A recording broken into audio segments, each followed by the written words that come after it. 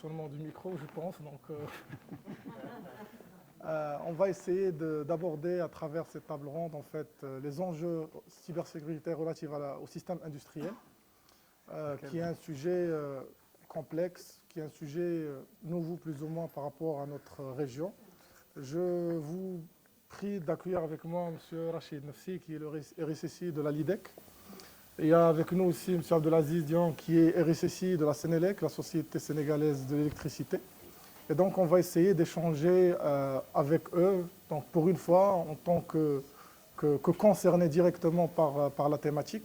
Donc, je vais essayer rapidement de faire une première ou une petite introduction par rapport au sujet. Donc, comme vous le savez, aujourd'hui, la sécurité des systèmes industriels est devenue un enjeu pour les entreprises dans le secteur industriel, puisque de plus en plus, ces entreprises ont besoin de s'interconnecter avec Internet, avec leurs partenaires, donc pour des raisons d'agilité, de compétitivité, pour des raisons aussi de maintenance, de prédiction de panne. Et donc, cette interconnexion va forcément induire un certain nombre de risques relatifs à la cybersécurité industrielle.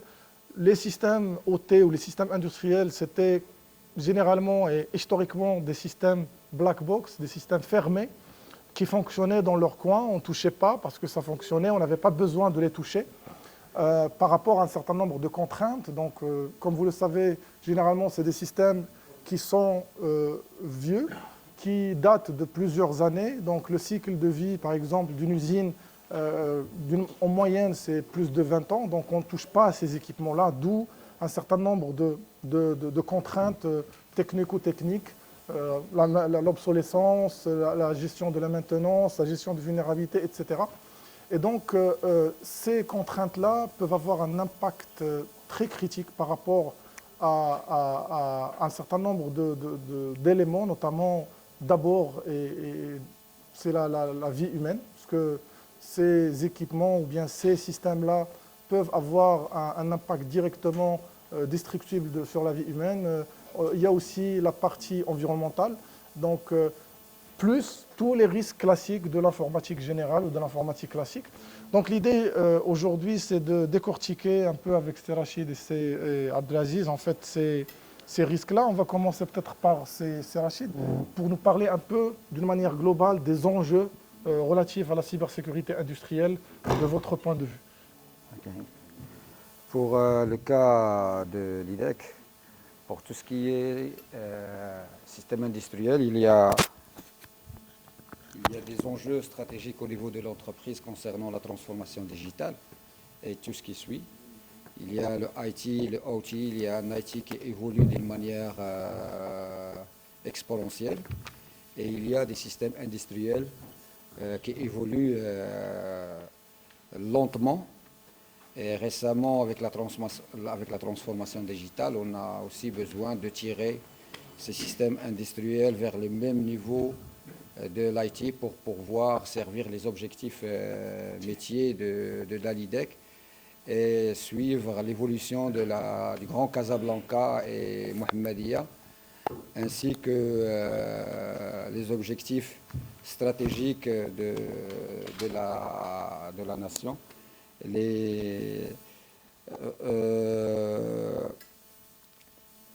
y a les besoins métiers de la transformation digitale, il y a l'importance des services qui sont offerts au Casablancais et Mohammedia et les régions de Casablanca. Il y a le nombre de clients qui est devenu important. Et il y a un écosystème international qui change d'une manière qui peut impacter à n'importe quel moment la disponibilité des services offerts par la LIDEC à ses clients. Sachant aussi que nous, aujourd'hui, le Maroc il est très ouvert à l'échelle internationale. Il y a un facteur ou plusieurs facteurs qui impactent la cybersécurité de nos systèmes d'information. Il y a le cyberware, il y a un voisin qui est devenu méchant et qu'on voit sur nos plateformes de détection des attaques, sécurité. Il y a le cyberespionnage. Nous sommes aussi impactés par ce qui se passe au niveau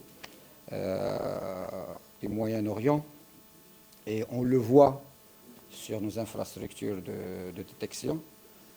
Ceci dit que la transformation digitale, les objectifs métiers, les exigences de la clientèle et aussi ce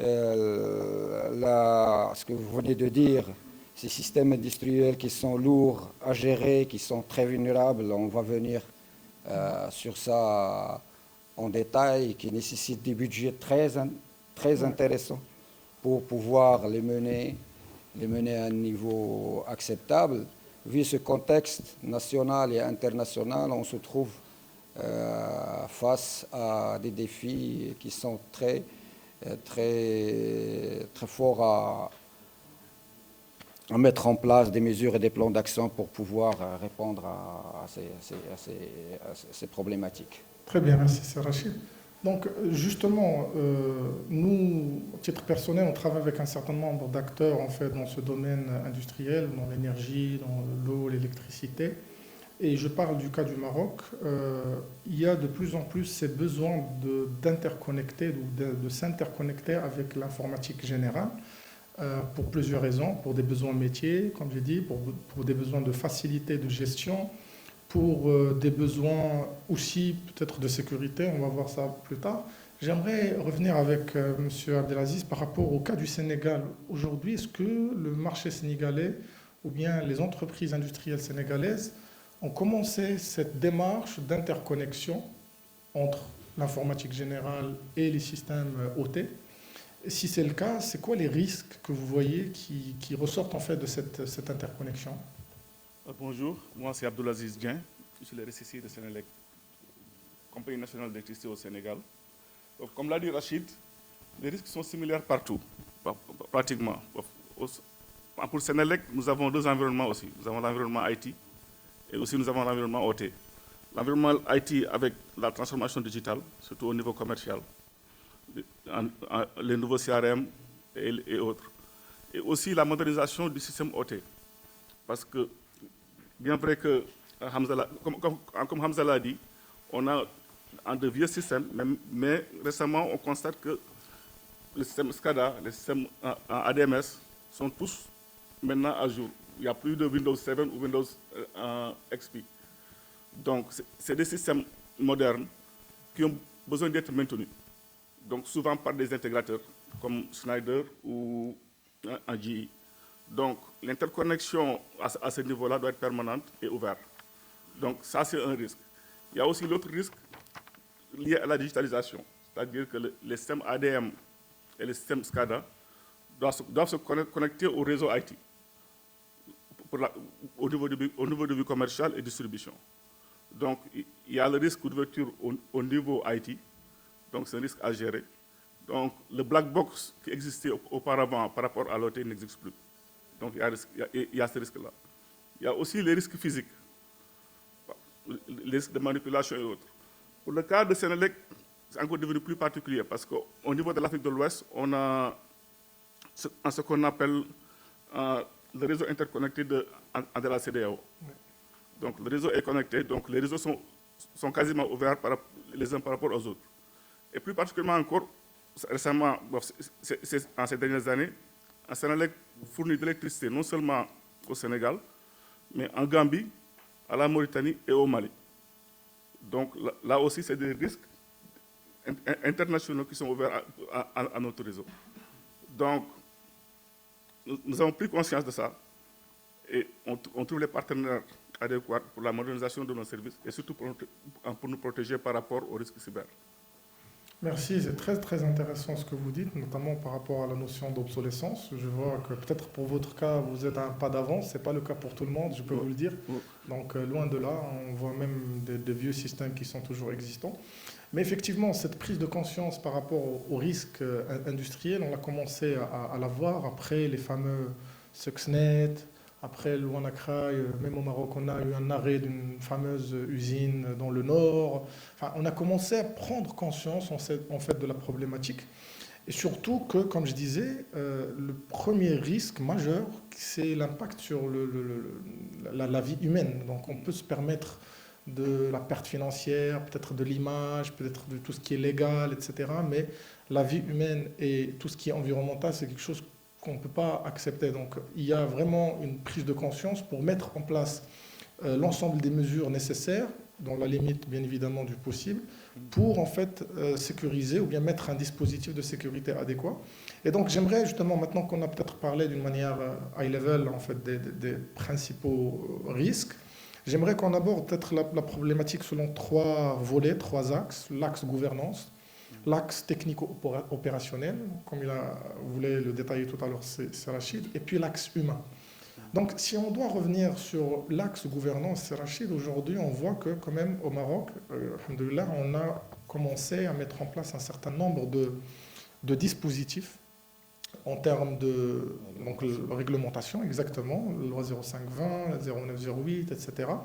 La directive nationale qui a évolué entre-temps, l'accréditation d'un certain nombre d'acteurs et des pure players de la cybersécurité au Maroc. Est-ce que, d'après vous, on en a fait assez pour la partie industrielle? Parce que c'est vrai que la directive, il est peut-être générique. Les textes de loi de la 0520 ne sont pas encore sortis, plus ou moins. Il y a eu une circulaire, un texte, une directive spécifique à la partie industrielle qui est très générale. Mais d'après vous, est-ce qu'il faut faire un peu plus d'efforts par rapport à ce volet-là pour mettre en place, on va dire, un cadre réglementaire dédié à la sécurité industrielle, ou bien il faut rester toujours dans l'analogie, dans la continuité de la sécurité IT classique, et on va l'importer vers la sécurité industrielle, sachant que les risques ne sont pas pareils. Juste par rapport aux requirements en termes de sécurité, par rapport à l'informatique classique et l'informatique industrielle, au niveau tout ce qui est informatique classique, le IT, on parle de la disponibilité, intégrité, confidentialité, et vu les impacts réglementaires, on peut ajouter la traçabilité tel que le cas de l'IDEC, qui est un vecteur qui est très important, et négligé par pas mal d'autres. Mais par rapport à tout ce qui est industriel, il y a la disponibilité. D'abord, il y a l'intégrité et la confidentialité, mais il y a d'autres facteurs comme les dommages.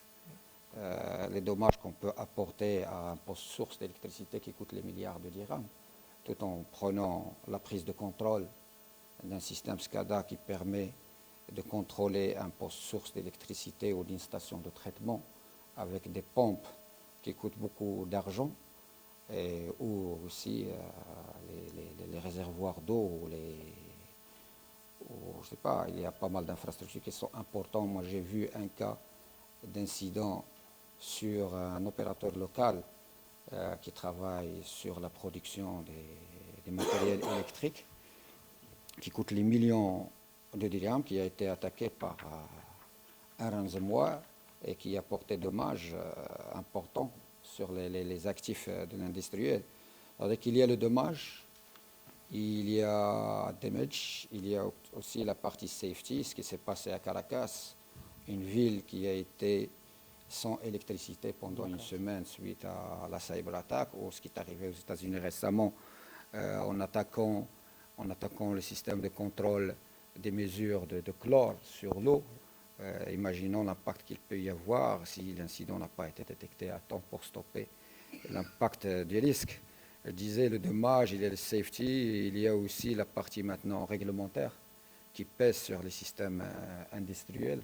Et au niveau, c'est vrai que on a commencé un peu en retard, mais alhamdoulilah, la DGCC, elle s'est rattrapée. Il y a aujourd'hui pas mal de lois, de décrets et de directives.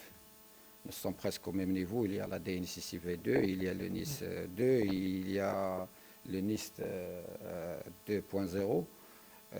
Il y a tout un environnement réglementaire maintenant qui a donné et qui a initié des recommandations qui peuvent aider.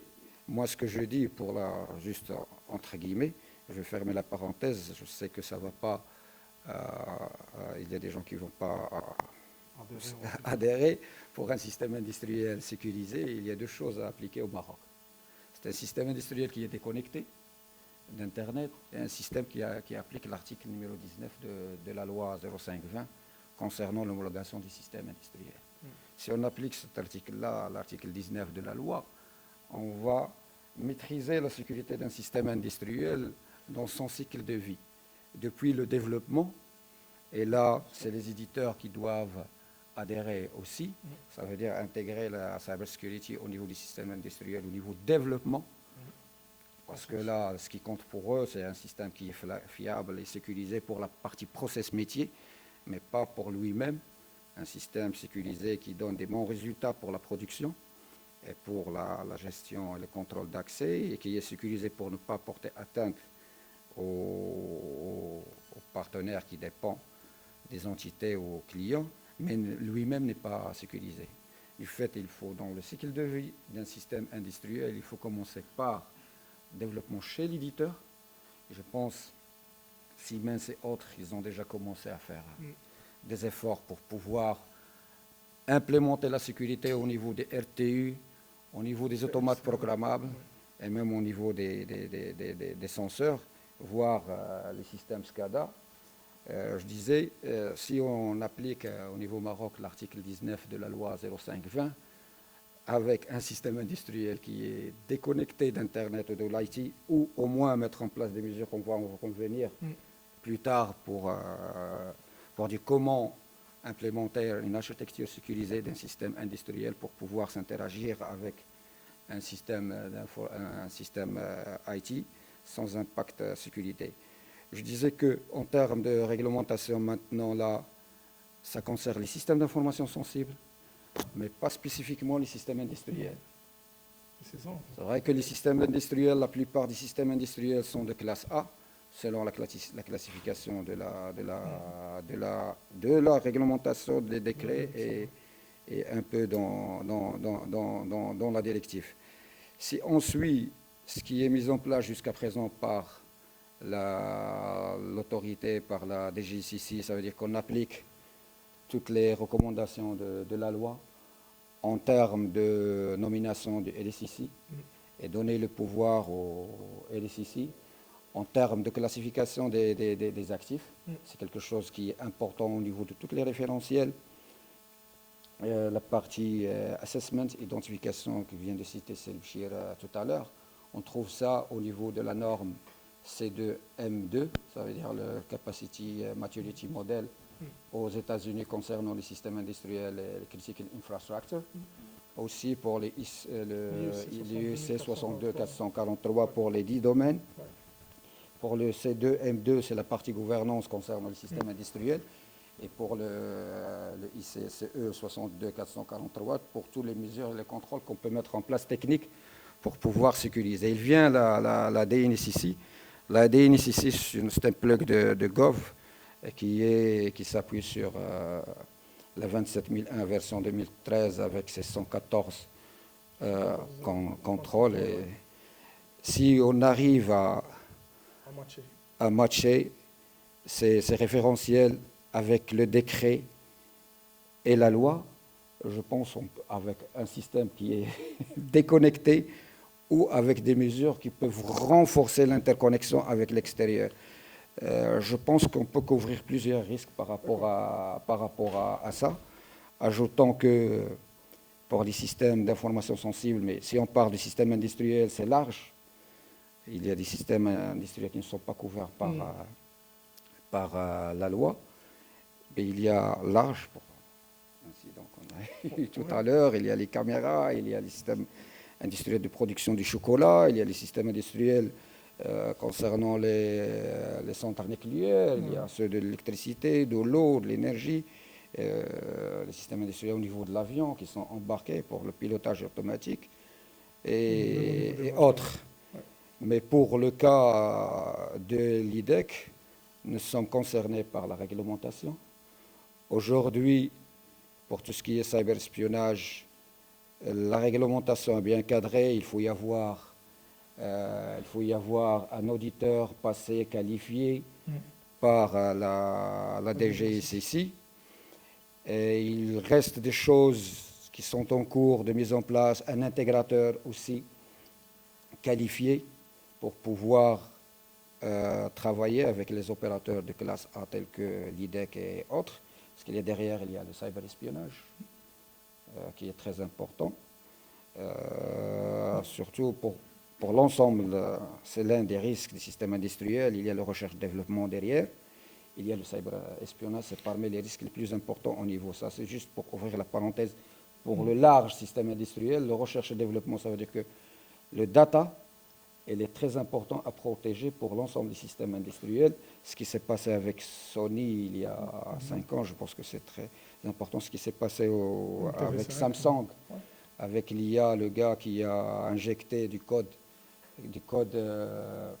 classé secret au niveau du ChatGPT pour pouvoir optimiser le code.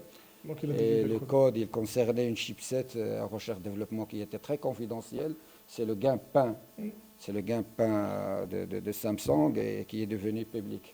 Même Stuxnet, l'origine de Stuxnet aussi, c'est un prestataire clé USB. Pour nous, c'est un réseau qui est très, très important, avec des informations qui sont très importantes concernant le citoyen marocain, concernant les ouvrages de l'eau, l'électricité, leur position, leur capacité, qu'est-ce qu'ils servent.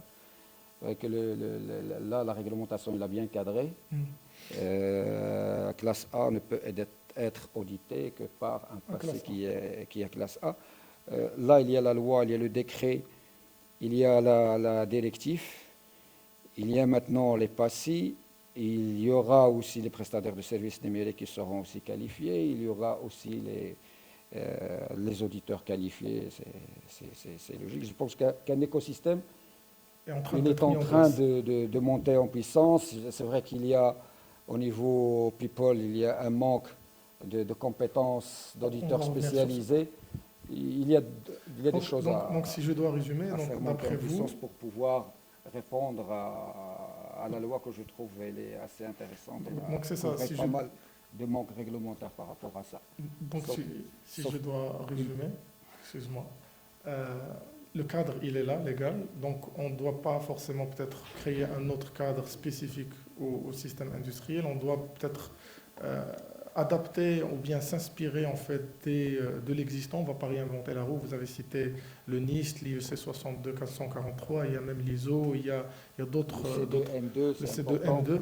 Donc on doit s'inspirer en fait de ces référentiels pour compléter, on va dire, le dispositif réglementaire déjà en place, qui est assez complet et qui est en train d'être renforcé par la DGICC, par les instances au niveau du Maroc.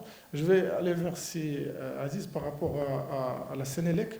Il y a toujours ce débat, en fait, d'un point de vue gouvernance, qui est le chef d'orchestre, on va dire, d'un point de vue sécurité chez les industriels. Est-ce qu'on doit avoir un responsable sécurité industrielle, un autre IT, entre les deux, qui doit faire quoi? Si vous pouvez nous parler peut-être de votre cas, comment vous êtes organisé, justement? Bon, pour Sénélec, actuellement, nous sommes en processus d'organisation. En fait. Il y a un seul RSSI qui gère tout ce qui est industriel et IT. Mais l'idée, c'est de travailler avec les deux secteurs et les gens du métier, qui connaissent mieux le secteur. Donc, pour notre cas, par exemple, le développement de la protection en des OT se fait avec les professionnels de la production, les professionnels de la transmission et les professionnels de la distribution. Donc, c'est tout un ensemble. Et la gouvernance, d'une manière générale, couvre tout ce qui est SI. Donc, SI, c'est, on entend IT et OT. D'accord. Donc, il n'y a pas de segmentation à ce niveau. Mais du point de vue application, oui, il y a une différenciation. Parce que la base, la gouvernance de base du SI est similaire à tous les niveaux. Mais avec la couche OT, il y a encore d'autres éléments à mettre en place. Donc spécifique, expert par rapport à la partie OT. Exactement. D'accord, ça me renvoie justement vers la problématique des compétences, justement, parce qu'aujourd'hui, on a un dilemme. Je le vois au Maroc, je le vois partout, pas qu'au Maroc, en France, au Moyen-Orient. Donc le manque de compétences qualifiées sur ces domaines-là, je parle personnes qualifiées cybersécurité avec une dimension métier, connaissance en fait des architectures types d'un système industriel, les différents levels de 0 à 4, les architectures, le mode de fonctionnement, etc. On a un manque par rapport à ce genre de profil. D'après vous, est-ce que c'est Rachid, il va falloir aussi peut-être investir dans des cursus spécialisés dédiés, ou bien, comme dans le cas de la Sénélec, on va rester avec un responsable de sécurité, on va dire classique, entre guillemets, appuyé par des experts dédiés au T. Est-ce que, d'après vous, c'est plus, on va dire, intéressant et plus efficient d'avoir des profils spécialisés au T, ou bien restant sur de la généralité avec de l'appui technique? Et si c'est le cas, est-ce qu'aujourd'hui, par exemple au Maroc, moi je n'en connais pas en fait un cursus qui traite en fait de la problématique. Je connais des erreurs de chemin, des convertis qui étaient peut-être des automaticiens qui se sont retrouvés dans l'IT, qui ont monté en compétences sur la cybersécurité, ou bien des passionnés, mais ils sont très très rares. Moi je ne connais pas beaucoup en tout cas. Donc je ne sais pas ce que vous en pensez, c'est Rachid. Ce sujet-là, pour la partie organisationnelle déjà, c'est très important d'adopter, d'en parler sur ce sujet-là au niveau top management. Le cas de l'IDEC, pour nous, tout le monde doit, et selon la loi aussi, selon la directive, tout le monde est concerné par la sécurité. Les systèmes industriels, c'est le vigile qui est au niveau de la porte, jusqu'à le conseil d'administration. Non seulement le DG. On doit sensibiliser et former le conseil d'administration, parce qu'il y a des enjeux métiers et les enjeux de la nation. Il y a les enjeux de la ville. Derrière l'IDEC, il y a l'autorité qui est concernée aussi. Ça veut dire pour nous, c'est un plan de formation et de sensibilisation qui doit couvrir tout le monde. Passant par le vigile jusqu'à le directeur général, ces derniers jours, nous, on a lancé des sessions de sensibilisation et de formation pour l'ensemble du comité CDG de la LIDEC, pour qu'ils prennent conscience déjà de la réglementation qui est là et qu'ils les responsabilisent. Ils doivent savoir leurs responsabilités et ils doivent contribuer. C'est eux le sponsor. Si tu n'as pas derrière toi l'engagement et le sponsor qui est le comité CDG, le conseil d'administration, tu ne peux pas ni former ni sensibiliser l'ensemble des équipes qui gèrent le jour l'infra industrielle. Et on a aussi formé, sensibilisé le comité directeur, les chefs de département, et il y a eu des formations spécifiques pour les gens du technique, pour le IT et le OT, parce qu'ils doivent travailler ensemble pour mettre en place des architectures, des systèmes SCADA qui sont conformes à la réglementation et qui sont sécurisés. Là, ce qui concerne l'IDEC, pour nous, le processus de formation, on essaie de former les équipes sur les formations proposées par SENS. On n'a pas trouvé localement des cabinets qui peuvent donner des formations concernant la sécurité du système industriel.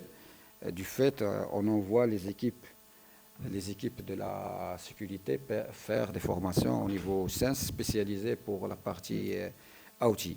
Mais il reste toujours des choses à faire parce qu'on doit embarquer aussi avec nous l'équipe industrielle. L'IDEC, c'est 67 au-delà de sites industriels. Ce n'est pas un seul système industriel, mais on a des vingtaines de systèmes industriels avec des métiers différents. Il y a l'électricité, il y a l'eau, il y a l'assainissement, il y a l'eau pluviale, il y a l'éclairage public. On a plusieurs métiers à gérer, ça veut dire plusieurs mindsets, et chacun ses priorités. Du fait, nous sommes en train on a un plan de formation et de sensibilisation. La sensibilisation, elle touche tout le monde. Elle touche tous les utilisateurs, les usagers, et même on a essayé aussi d'embarquer les prestataires via des chartes, des politiques et des contrats pour pouvoir les sensibiliser aussi, parce que c'est l'un des risques des systèmes industriels, c'est les third party. Ouais. Et c'est là où vient toujours des problèmes de sécurité. Ça, ce qui concerne l'IDEC. On a une autre organisation là où il y a le OT, IT, le finance et tous ceux qui peuvent contribuer pour maîtriser les risques IT et OT. On a un système de management de la sécurité qu'on essaie d'élargir au fil des années pour couvrir aussi les systèmes industriels. Pour l'environnement local, d'après mon expérience, j'avais passé des examens à des auditeurs qualifiés pour le passé. Si je te dis, Mais moi, vous ne m'avez pas passé l'examen. أنت فلتي لي la prochaine, Inch'Allah, la revue du certificat ديالك. Et là, j'arrive pas à trouver des compétences locales qui maîtrisent la sécurité des systèmes industriels. Ah, mais c'est C'est un vraiment, constat. c'est un il y constat. a sur ce volet-là, je pense que la DGCC, il a déjà mis en place, il y a un master dans sa édition Ouais, 8, et ils essayent, eux, de leur part, de contribuer à avoir des ressources locales qui comprennent le sujet de la sécurité et dans sa globalité et aussi la partie industrielle. Il y a un travail à faire au niveau des prestataires qui n'arrivent pas à retenir leurs compétences et au niveau des entreprises. Je pense que la loi, il va pousser tout le monde à faire de l'effort. C'est vrai que l'IDEC a commencé depuis 2001. On est arrivé à un niveau de maturité, mais il y a toujours des choses à mettre en place, parce qu'il y a toujours, surtout pour la partie industrielle, mais les autres, avec la loi, maintenant, ils sont secoués. Ils doivent mettre en place des plans de formation pour leurs équipes pour pouvoir sécuriser le système. Oui, je suis tout à fait d'accord. Donc, Néanmoins, ce qu'on a vécu comme incident au niveau de la nation avec le ransomware, qui a attaqué des usines au nord, ici à Casablanca, je pense là, ils vont bouger. Je suis tout à fait d'accord. Maintenant, vous avez raison, on a besoin de locomotives aussi d'un point de vue des stars, on va dire, des stars nationaux, on va dire, par rapport à l'expertise. Et les autres vont devoir suivre, ils n'auront pas le choix parce qu'il y a la réglementation qui est derrière. Et donc, vous avez abordé un point très important qui est la sensibilisation. J'aime très bien la démarche. Donc, c'est du top-down. À partir du moment que le top management il est impliqué, forcément, cette implication va être diffusée au niveau de toute l'entreprise. Maintenant, j'aimerais peut-être aussi parler d'un autre volet. Donc, aujourd'hui, vous avez tout à l'heure fait référence aux éditeurs. Moi, de par mon expérience, je vois aujourd'hui que l'aspect contractuel entre les exploitants et les entreprises industrielles est une relation très complexe. J'ai vu de la résistance d'un certain nombre d'OEM pour, par exemple, ne pas permettre de toucher aux équipements, ne pas permettre de changer quoi que ce soit sur leurs équipements. Ils exigent qu'ils interviennent eux-mêmes, sinon la garantie est perdue. Donc, est-ce que cet aspect contractuel, il est intégré dans le cadre de la Sénélec, dans les nouveaux marchés d'acquisition? Est-ce qu'aujourd'hui, c'est quelque chose qui est mis en place pour éviter d'être pris en otage par un exploitant, par un OEM, un G, un ABB, un Siemens, un Schneider, etc. Est-ce que c'est quelque chose qui est intégré aujourd'hui dans l'aspect contractuel, on va dire, des nouveaux marchés? Concrètement, en parler, bon, on n'a pas le choix, en fait, comme vous le dites, parce que c'est des exigences à des éditeurs comme GE et Schneider. Le système est maintenu à distance par les éditeurs. Donc, une fois que le système est touché par le personnel de Sénélec, on risque de perdre la garantie de système qui coûte à des milliards. Donc, effectivement, c'est une problématique sur laquelle peut-être il faudra y réfléchir dans un plan plus global. Mais en tant qu'utilisateur, oui, on est soumis à ces exigences-là des éditeurs, malheureusement. Donc, une liaison est assurée entre l'éditeur et le système qui prennent en charge la mise à jour et la maintenance de ces systèmes-là, du point de vue SCADA et du point de vue ADMS. Bon, c'est là où peut-être la réglementation aide. Moi, j'ai accompagné un grand acteur industriel ici au Maroc, pour ne pas le citer, c'est Amroco, donc qui ont en fait une démarche de changement avec leurs fournisseurs parce qu'ils ont expliqué qu'aujourd'hui, il y a une réglementation, ils ne peuvent plus se permettre de travailler d'une manière classique, c'est-à-dire sans aucune engagement, sans aucun engagement de sécurité de la part de ces fournisseurs-là, du droit d'accéder en fait, à des équipements, le droit de rajouter des couches de sécurité. Donc, je pense que effectivement, la réglementation sénégalaise pourra peut-être aider dans ce sens-là. Maintenant, j'aimerais peut-être... Ou peut-être, je pense que ça sera plutôt fait d'un point de vue régional, parce que d'un point de vue local, ça va être un peu difficile. Parce qu'on a un service à assurer, donc il va falloir mesurer l'impact sur la production, ou bien d'avoir une réglementation. Une réglementation nationale, je pense que ne sera pas suffisante.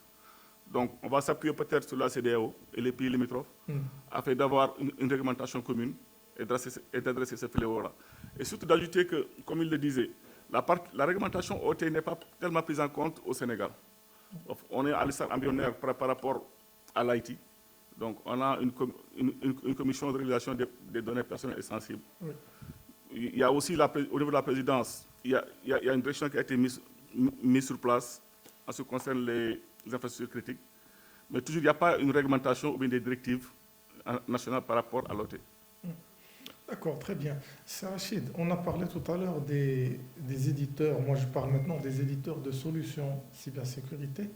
D'après votre expérience, d'après la mienne en tout cas, je vois qu'il y a en fait il y a une démarche qui est en train d'être mise en place. Je vois de plus en plus d'acquisition de solutions cybersécurité OT, les centres de réseau, pour ne pas citer les éditeurs, les data diodes. Je vois aujourd'hui des EDR soi-disant dédiés industriels. Je vois aujourd'hui de la supervision, des use cases dédiés sur la cybersécurité industrielle. D'après vous, est-ce que vous pensez que c'est suffisant ou bien il y a encore du chemin à se faire et que ces éditeurs-là, ces fameux éditeurs de renommée internationale, doivent encore faire de l'effort sur le volet sécurité industrielle? Comme j'avais dit, même ça va pas plaire. On n'est pas là pour plaire. Il y a un système déconnecté, article 19 de la loi 0520. Ça veut dire un système déconnecté et avec les mesures demandées et les recommandations demandées par la loi et la directive, depuis l'inventaire jusqu'à les plans de mitigation des risques identifiés. Récemment, il y a deux attaques qui vont faire mal, qui font mal déjà, qui vont faire mal. Concernant les VPN, c'est vrai que les systèmes industriels, on doit donner l'accès à distance aux éditeurs pour pouvoir administrer, surtout sur les systèmes loqués. Les systèmes ne te donnent pas le droit ni d'installer un antivirus, ni d'intervenir, ni de faire quoi que ce soit avec un mot de passe hard-codé au niveau des codes et avec des ouvertures, avec des protocoles qui ne sont pas sécurisés, même industriels, ou là, soit sur des systèmes d'information des systèmes industriels tels que le FTP et autres, et le Telnet et le SSH qui sont ouverts, à part le mode bus et le mode S7. Je disais, il y a les VPN, il y a le groupe Akira, il y a la dernière vulnérabilité tunnel quelque chose, j'ai oublié le mot, tunnel visuel, où il n'y a plus de sécurité pour les concentrateurs VPN. Et les systèmes industriels pour l'administration à distance, il faut avoir une connexion VPN avec l'authentification forte. Bon, là, je disais que les techniques d'évasion, elles évoluent d'une manière exponentielle. Le quantum, aujourd'hui, d'après les dernières constatations, il n'y a plus de sécurité pour tout ce qui est cryptage. Et on est entré dans une nouvelle ère. Pour la cybersécurité, il n'y a pas de sécurité sur le net. Et même les dispositifs que tu mets en garde pour te sécuriser vis-à-vis d'Internet, il y a des techniques d'évasion, il y a maintenant des attaques qu'on voit sur nos plateformes qui arrivent. Ça veut dire qu'il n'y a pas de sécurité. On est dans une problématique réelle pour la sécurité de IT et pour la sécurité des OT. Toutes les mesures qui sont là, qui sont à mettre en place, c'est juste pour réduire les risques. Il faut y avoir derrière un SOC qui est veillé 24/7. Et là, la problématique des SOC et des compétences à avoir pour pouvoir détecter des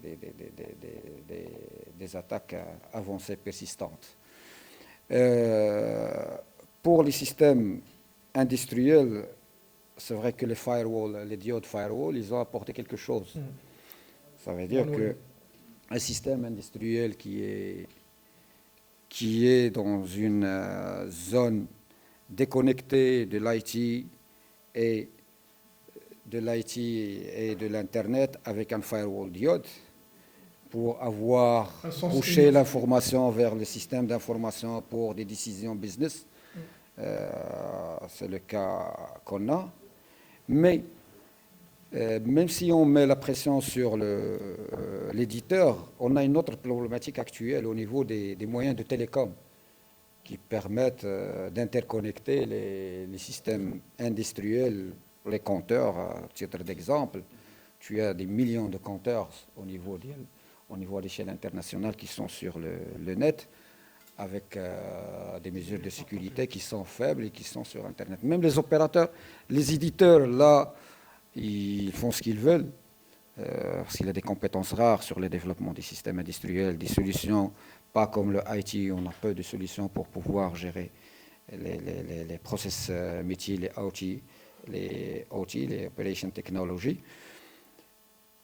Les opérateurs télécoms, avec les solutions qui existent sur place aujourd'hui, ils exposent aussi les systèmes industriels. Tu as un réseau MPLS qui n'est pas maîtrisé au niveau de l'opérateur. Et même si tu ajoutes du cryptage, les systèmes industriels, il faut faire attention avec le cryptage. Les systèmes industriels, ils agissent en millisecondes et le cryptage impacte le real-time. Les MPLS sont interconnectés à l'échelle internationale. Les mesures qui sont en place sont faibles.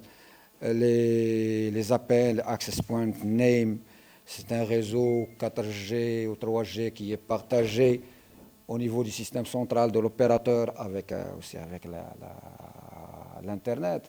Il y a la problématique de l'éditeur, il y a la problématique des télécoms qui impacte aussi les systèmes industriels. Il y a de la radio qui est mise en place et qui nécessite, il y a l'ancien radio, si tu veux mettre en place un système crypté de la radio, c'est un impact budget qui est très important, coût, surtout dans le cas où tu as des millions d'actifs qui sont éparpillés au niveau de territoires concernés par les systèmes industriels.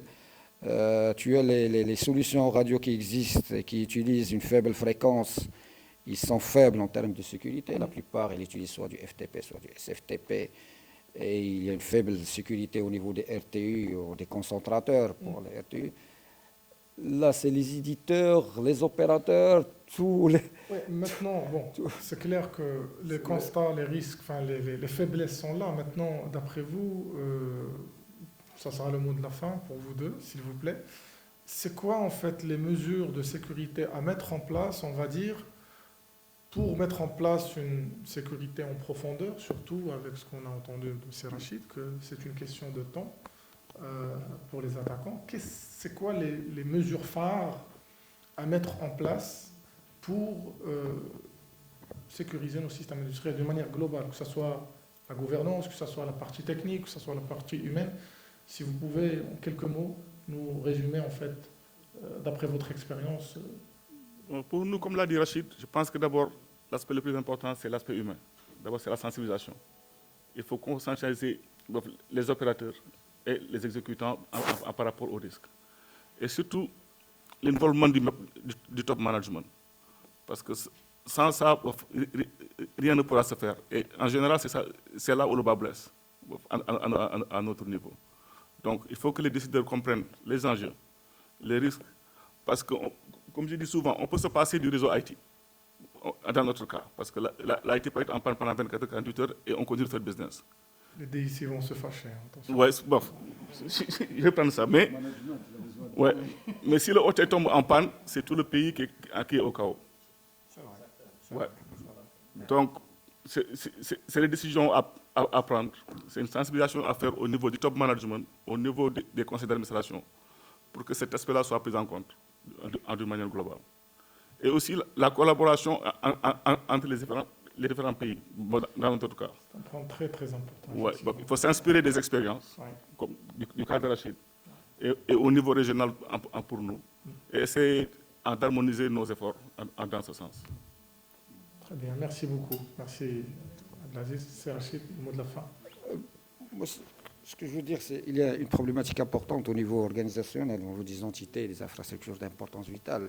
C'est déjà trouver un terrain d'entente entre le IT et entre le OT.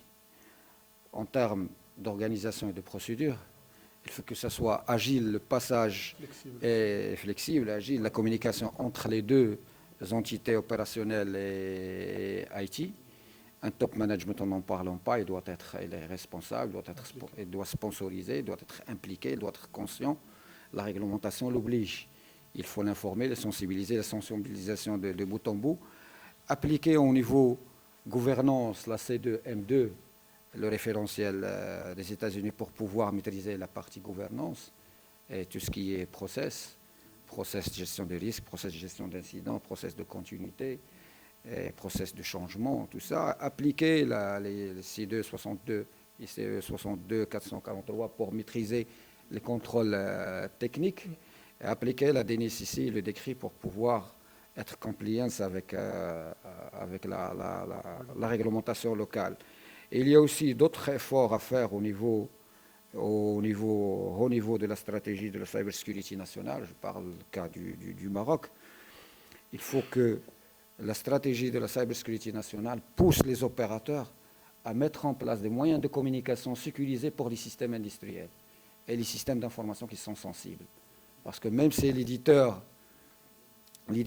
n'arrive pas ou ils sont en train de mettre en place ou de sécuriser leur système d'information, là, en termes d'application, en termes d'OS, en termes de framework au niveau des RTU ou des automates, et en termes de HMI et tous les composants des systèmes industriels, les ICS, les systèmes d'information des systèmes industriels, ils sont en train de mettre des efforts pour pouvoir sécuriser, mais reste le moyen télécom, il faut dédier, ne reste que pour les infrastructures d'importance vitale, classe A, qui sont très importants pour la nation, de mettre en place des moyens de télécommunication qui sont assez sécurisés, déconnectés d'Internet, et qui permettent d'interconnecter les systèmes industriels et aussi les opérateurs l'interdépendance des opérateurs de pouvoir sécuriser cet environnement-là.